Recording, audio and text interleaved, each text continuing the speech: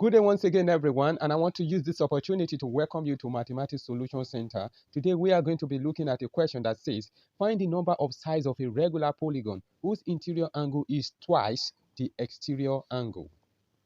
Let's represent the interior angle with letter I and the exterior angle with letter E, the number of sides with letter N.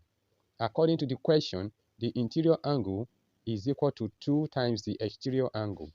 Find the number of sides.